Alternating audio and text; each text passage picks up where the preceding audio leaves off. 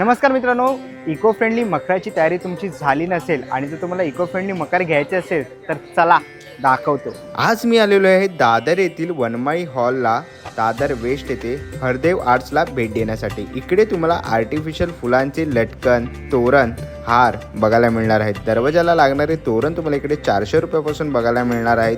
तसंच तुम्हाला लटकन 200 रुपयापासून बघायला मिळणार आहेत। इको फ्रेंडली जर तुम्हाला मकर पाहिजे असतील तर 1,500 रुपयापासून इकडे सुरुवात होतात।